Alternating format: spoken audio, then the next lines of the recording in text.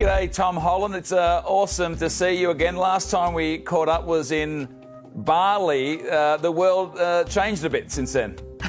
Yeah, the world's a very different place. When we chatted in 2019, Tom, you said you were just loving everything about the movie-making process, even doing the interviews. Are you still enjoying it all? Yeah, I mean, it's great. I mean, I've been doing this for 6 years now, and I've been loving every minute. You know, I'm a bit under the weather today, so I could have used an extra hour in bed, but I'm still loving it. And, you know, when you're promoting a movie that you're very proud of, you know, especially with people that you love, it makes it all that much more special. So it's a lot of fun, and I'm definitely enjoying myself. They have good reason to worry about spoilers. This is the first time a live-action movie has cracked open what fans call the multiverse, merging this world with that of the previous Tobey Maguire and Andrew Garfield franchises.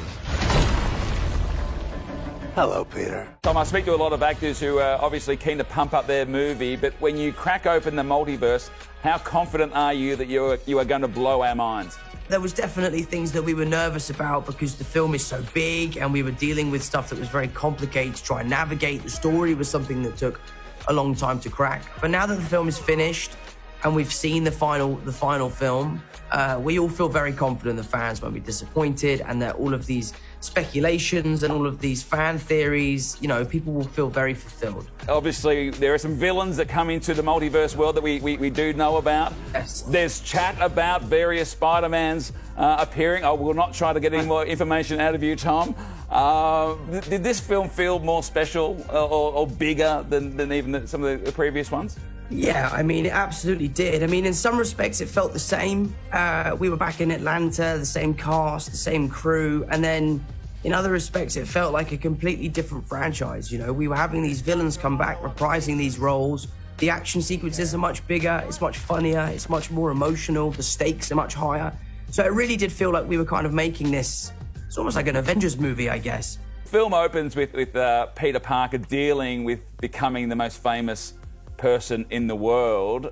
You had to deal with, you know, with this, and still, I guess, dealing with it. How did you deal with it when initially, that first Spider-Man movie, when you were announced as Spider-Man, how did you deal with it? It's an interesting thing. I mean, it definitely takes a long time to get used to, and I got to be honest, I still don't think it's something that I'm used to. You know, like when you're a, you know, London lad walking down the street and all of a sudden everybody knows your name and is looking at you. It's a very weird feeling.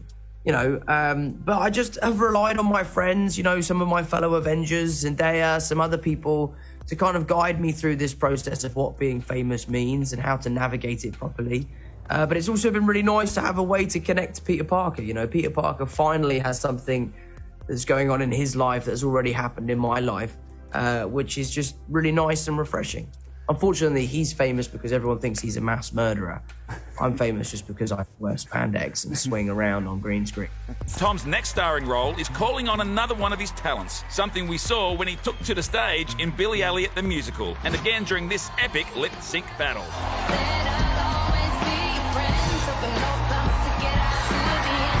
You just announced that you'll be starring in a Fred Astaire biopic, which is a fantastic piece of casting. Out of interest, was your lip-sync battle an audition 4 years ago for that role?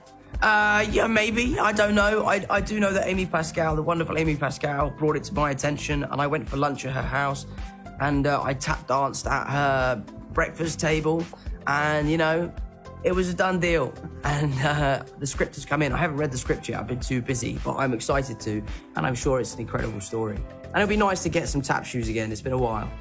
Absolutely. Well, Tom, it's always a pleasure having a chat, mate. I can't wait to see the rest of No Way Home, and we'll hopefully chat again soon. Thanks very much, mate. I appreciate it. See you next time. See, in the first 40 minutes, it is mouth-watering. Spider-Man No Way From Home swings in the cinemas on December 16th. Excellent pun. Gonna be Fred Astaire. Can't wait.